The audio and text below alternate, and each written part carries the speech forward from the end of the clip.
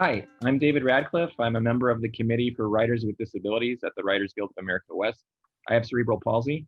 I am a skinny white guy wearing a blue Argyle shirt and headphones, and I'm seated on a white couch. We are very proud to bring you Film Independent Presents, a disability inclusion showcase, marking the premiere of the 2020 Media Access Awards presented by Easterseals. We send our thanks to the Media Access Awards and to Easterseals for making this showcase possible. And thank you to the Hollywood Foreign Press Association, which is the lead sponsor of Film Independent Presents. We send additional enthusiastic thanks to our screening partner, Vision Media. I'm here with Steve Way and Ramy Youssef from the hit show Ramy, and I'll let them introduce themselves and describe their surroundings to you. Oh, this is so cool. Thank you for having me. Yeah, my name is Ramy Youssef.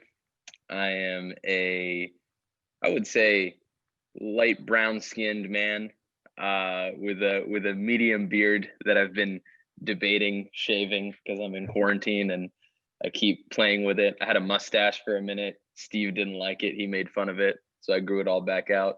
Wearing a blue beanie, a gray sweater, and I'm in my living room right now. And it's a really nice morning in LA. Hey, thank you, David. I'm Steve Way. I have 60s style glasses. I have a ventilator mask around my nose. Sitting in a black wheelchair. I have this towel thing around my neck. I have somewhat of a goatee facial hair that I've been growing for about 6 years now. And I think it's peaked. I don't think it's going to get any bigger. I also have a Himalayan salt lamp behind me. I don't think it does anything because I'm still depressed. And it is not a nice morning here in East Rutherford, New Jersey.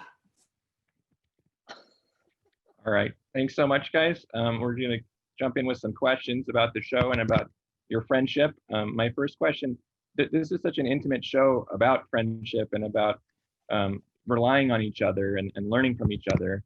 And as I'm watching it, I'm realizing in this COVID time, the idea of social distancing is more difficult for some than for others. And for people in the disability community, social distancing can sometimes be a non-starter. So Steve, I'm curious how you're navigating this COVID time and whether you have any tips for some of us in the disability community.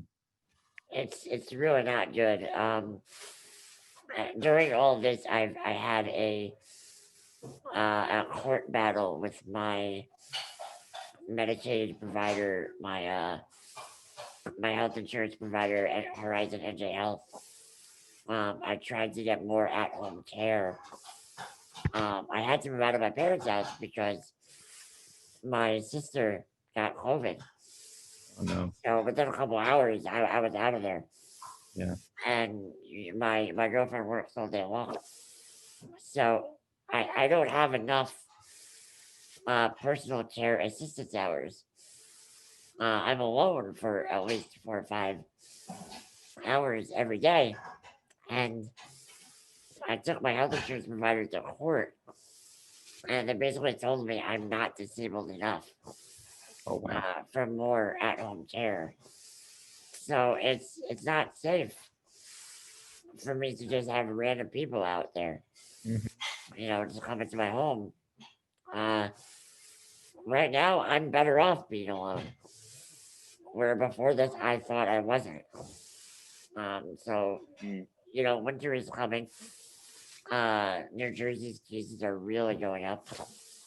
So I'm at the point now where I'm really having to reevaluate my living situation.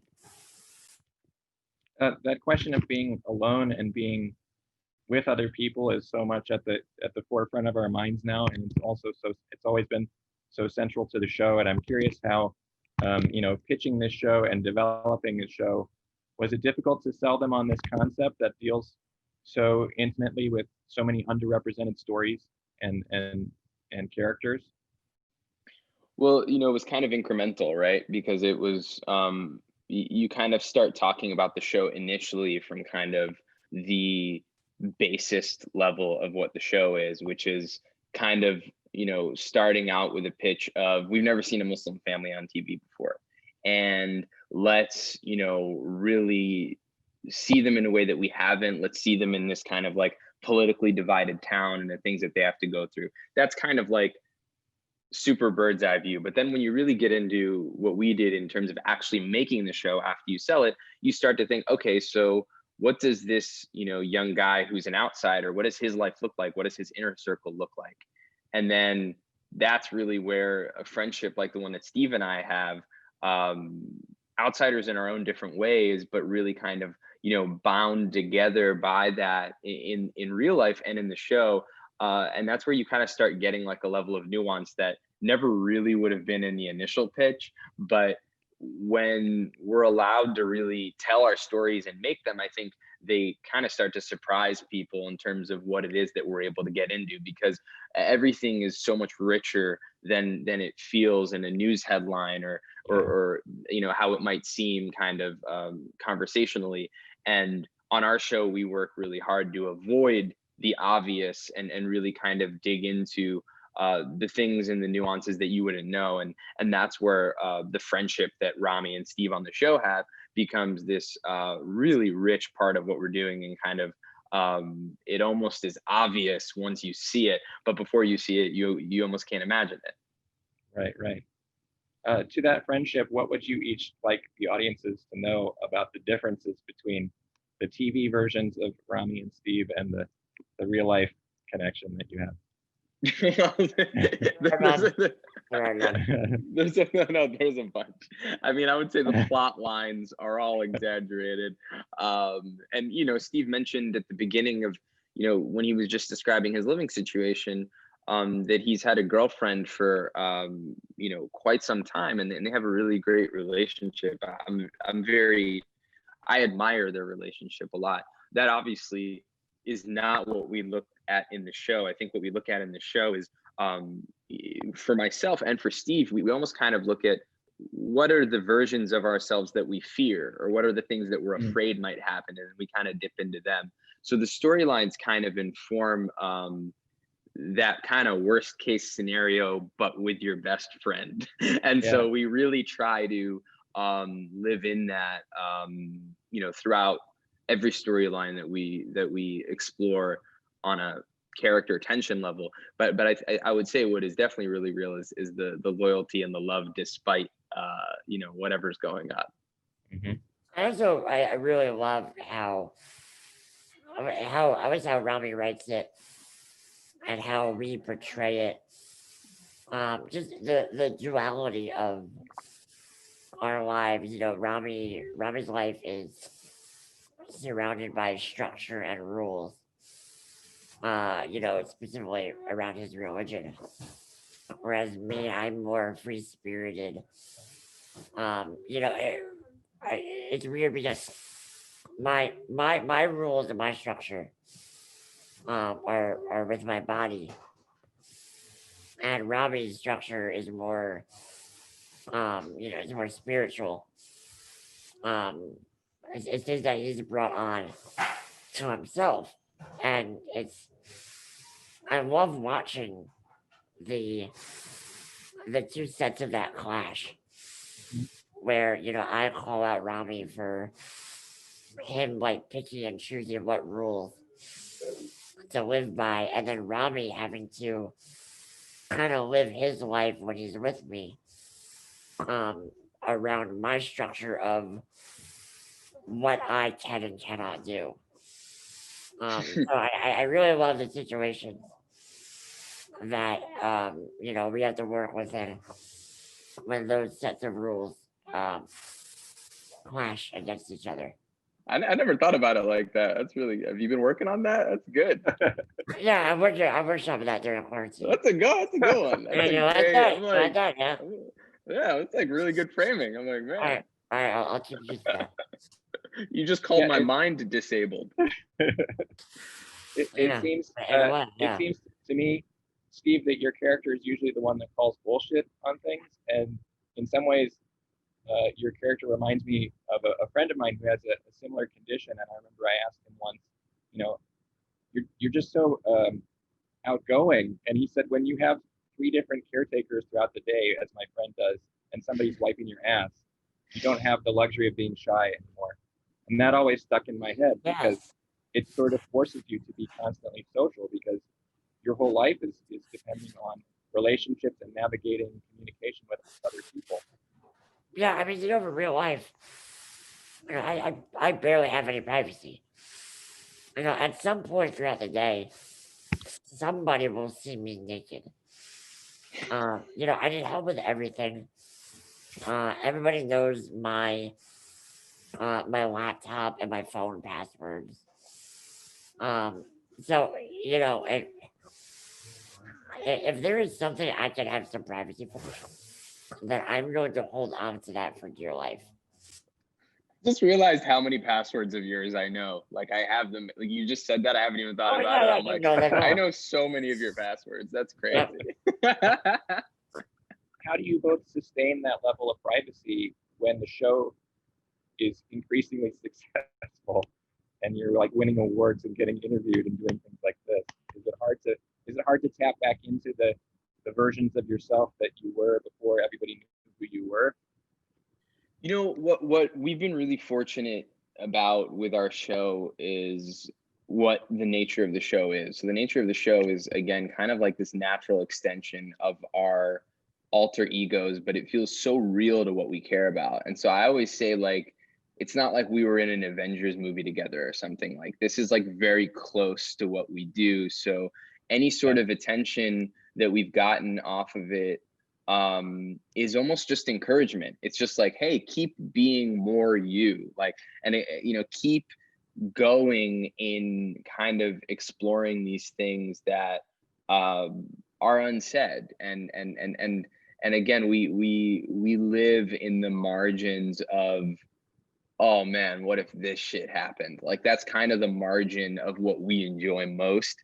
So it's not, it's kind of the best of both worlds because it's certainly not a biopic of like, this is real, like really our lives. There's clear separation, but it is so real because it's the kinds of things we think about and it's what really excites us. And so any of it getting more public so far has just been further affirmation to kind of keep going and keep going deeper. And that's been really, really cool to do together. Yeah, that's a cool perspective. Has there been in that constant pushing of boundaries to see how far you can go? Has there been any stories that have made Hulu nervous? And they're like, well, we want you to break boundaries, but we don't want you to break that many. Why you have a lot of creative. Don't break that boundary. Why can't we talk about the ideas that make me nervous? Yeah. Okay, like, forget Hulu. What about me? What makes you I nervous? feel like every time Ramys and the writers will call me up with this insane idea, and my reaction is always, fine. Every time. It's really cool because that's my reaction too. I'll think of something for myself, and it's less so now, but I would say even in the first season, I would think of something and I'd be like, oh man, I mean, that would be really cool, but we can't do that. And then I would be like, oh no, we can. That's actually the thing that we need to do. Anything that I think, oh, that's awesome, but we can't, that's what we can. And Steve and I are really fortunate. We have awesome families. We grew up around the corner from each other. And we just, grew up with really supporting, loving, parents. And I think like, so many times we're like, why are we putting our parents through this? Like they really deserve better. They don't need to see us being such, fools. But we kind of push past that stuff because we know that it gets really exciting when you can go to those places with levity. And I think the network certainly, so many parts of the show, they've taken a leap of faith and they kind of will have initial hesitations and be like, I don't know, are you sure? And kind of trying to steer it in other ways. But really kind of good on them because they eventually just let us do what we do want to do. And a lot of times that process of the resistance, when you're kind of trying to convince somebody why you should be allowed to do something, helps make the idea better. And that is something that I think we've both learned from stand up, where it's like the first time you try a premise, especially if it's one that's not the most agreeable right away, you kind of realize, oh, okay, in order to get people to this place, I'm going to have to really work harder to allow them to understand what it is that I want to do, without sugarcoating it, but really kind of walking that tightrope. And I really think that balancing a tightrope is what Steve does so well. He does such a great job of any scene we write, anything we give him, he's just kind of a genius at stepping into the emotion of it and making it so much more than a trope. Because there are so many things that throughout this show, we lean into certain tropes in order to flip them. But in it, I would say, especially with a lot of the stuff we do with Steve, in lesser hands, it would just live on the trope level. But because he brings so much nuance to it, it really kind of like blows past that and kind of becomes what it should be. And that's what's really cool. Yeah.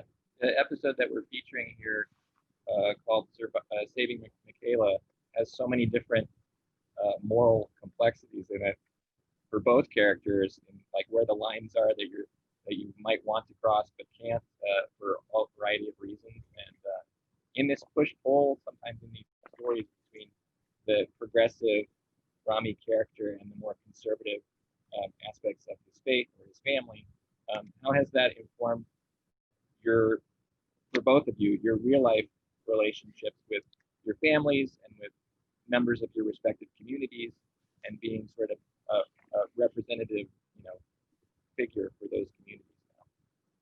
Yeah, I mean, I think like, and I'll let Steve speak to this too, but I think even with the episode you highlighted, it's really all just about creating gray areas where we can ask questions. Certainly, we don't think that Steve's character should be hanging out with underage women, that we know.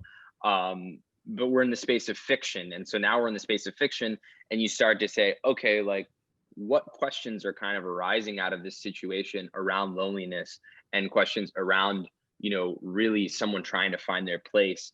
And the discomfort that the fiction causes you allows you to ask questions in real life that I think for myself, for my family, I think for a lot of our friends, a lot of our families, it opened up conversation that brings you closer. So I think that's always been the goal of the show, which is it's not prescriptive, it's descriptive. We're describing something. We're not telling you what to do or telling you that this is, what's right.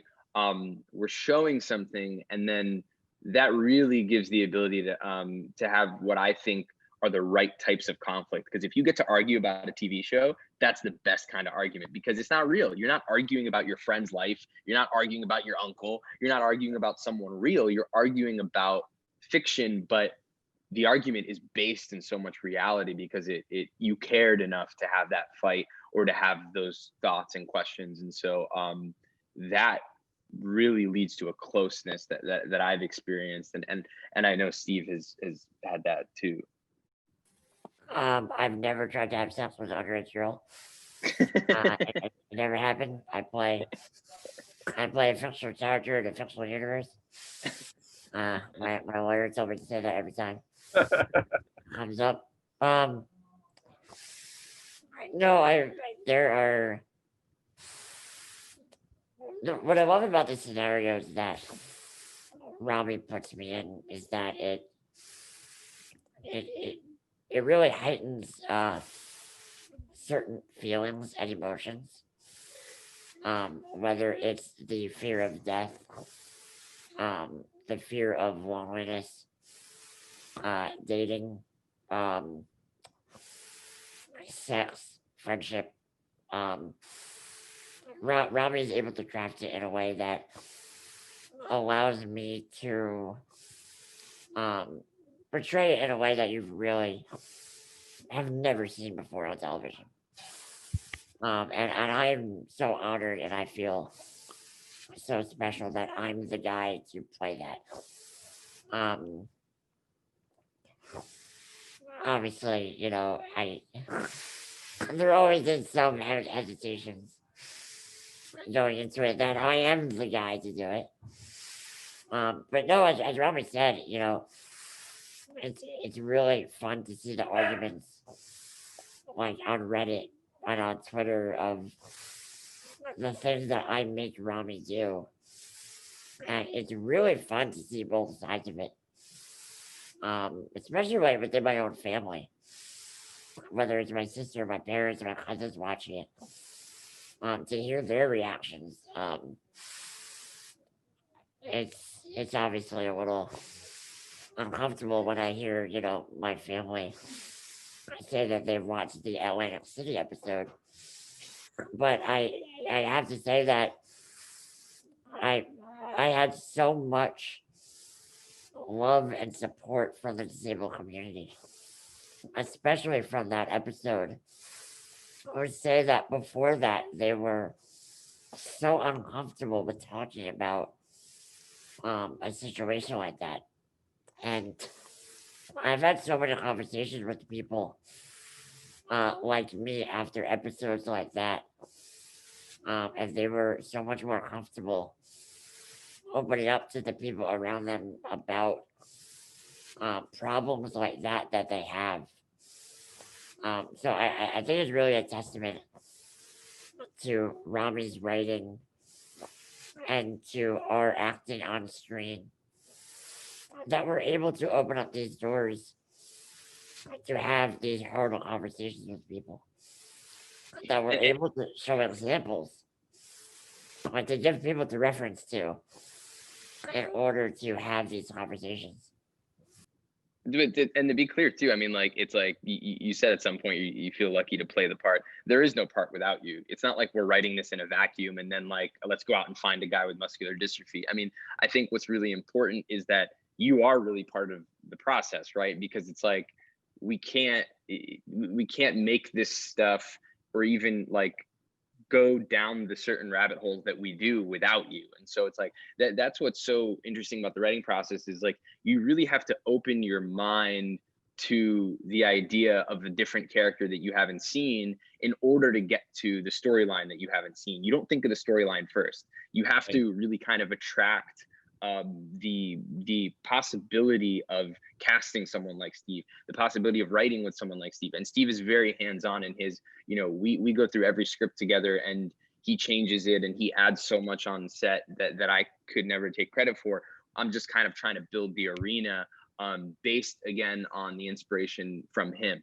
So I think it's really it's about access on that level, right? Where it's like once someone like Steve has the access to be on a show, the access to have, a bunch of writers daydreaming about what could happen with him, you start to arrive at things that couldn't have existed before. But it doesn't work the other way around. There's no way to just out of thin air, think of these things and then go out and cast. Like you really have to, be looking for specificity. I mean, that gets into a whole other space about employment bias for people with disabilities in all industries. We find that a recent report from the Writers Guild found that 0.7% of the guild has disabilities, which is a very small number, which means that a large community is being generally underutilized in this space, which makes me wonder about, Steve, your experience in production and in informing stories in the way that Ramy described. Have you found interesting solutions to things as you're pioneering your way through this industry or on set? For me, I've had nothing but just great experiences working on the show. Everybody has been super welcoming and accommodating, and just treating me like everybody else. But I have so many friends who have not been as lucky with that. But I've also had a lot of people reach out to me and say, "Hey, I saw you on Ramy, and I've never thought about having a disabled character. Can you help me? Kind of just talk to me about what that's like. What it's like being on set. What kind of accommodations you have. Just what it's like for you filming." So it's been really rewarding to be able to consult in that way, to help open the doors for more performers like me. And I just hope that I'm able to do that for even uh, more diverse disabled voices, whether it's black and disabled or gay and disabled or trans and disabled. I've had a lot of Muslim disabled people reach out to me and say that they just love the show and love our characters. And again, just love how me being disabled am in this Muslim world. What does Yeah, that look? Oh, go ahead, Ramy. No, I was just gonna say to kind of the point Steve is making about the way that he's kind of been consulting with a lot of people on how what a set environment looks like and inclusion looks like. I've kind of always been trying to put it in the framework of when you're dealing with someone that Hollywood considers like an A-list celebrity and you walk onto that set, there are a lot of accommodations made. Like there are, hey, he's not going to shoot for more than this amount of time. They want this kind of food. We need to pick them up in a better, different car. We need to, like, so the idea of accommodating is it's like what Hollywood's about. Hollywood is so in that pocket of like that type of HR for those who they deem deserve it. And so it's about extending that to disabled people who want to be part of the process and not only want to be, but need to be, because it's like the stories need someone like Steve and they need a lot of these stories that haven't been told, if purely only because storytelling is getting boring when we're continuing to just have the same points of view. And so the employment statistic that you put out, I actually have a lot of optimism that post-pandemic, when people realize that so much can get done from just being at home, even when writers' rooms are back open and people are meeting in person, we can all kind of draw back to like, well, why can't we hire that person who's in a different state or a different country who has a disability and that can't be here? We already know that it can work because we've worked that way. So I have a lot of optimism that that framework can exist if we want it to. I can't think of a better note to wrap up on that, because that addresses so much of what we're trying to champion here through Film Independent and the Media Access Awards. And congratulations to you both on your recognition at the Media Access Awards this year, and on such a great show that's doing so much for so many communities that we don't see enough of on TV. Do you have any final words of wisdom for independent filmmakers or people from underrepresented groups like your own to just push us through this industry and COVID? I'll let Steve say something, but I'll just to say something about Steve and why I'm so proud of him is like, Steve, we grew up in Jersey together, and we grew up doing comedy with each other and a bunch of our friends, and we would always go into New York and get up on stages and try out material. That's how we started building it. And Steve didn't have that opportunity, and so I saw him still write, and I saw him still think of stuff. And if we were performing 4 times a week, Steve would maybe have once a month or once every 2 months where he'd be able to have access to a stage that he could get on and perform. And he'd be just as sharp, if not sharper than any of us, because he knew himself and he knew what he was doing. And that leads to him being so equipped to be able to be on our show once I'm able to get something greenlit. And then now we're developing a show that's around Steve and that's set fully in the disabled community. And all of that really came from his ability to continue to believe in himself. And really, it's so hard to, especially in comedy, it's so hard to develop what you need to do without stage time. And Steve really just continues to put his mind to getting around all of that. And so it's super inspiring. The industry just needs to give disabled people a chance. There's no excuse anymore. As Robbie talked about the accommodations. We're good enough. We're smart enough, we're clever enough, we're funny enough. We just have to give it the chance. And I am forever grateful that Ramy gave me a chance. And he advocated for me and fought for me. So I think it's up to us to really just pay that forward. And we're trying to do that right now.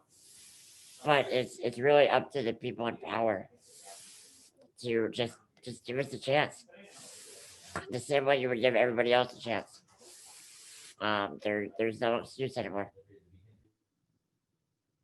Well, I'm very grateful for you both as a fan and as a creative person and as a disabled person. And thank you so much for taking time to talk with us today. And good luck with staying safe and being creative and working on season 3. We're very excited about it. Thank you so much. Thanks, David. Good to meet you. Thank you.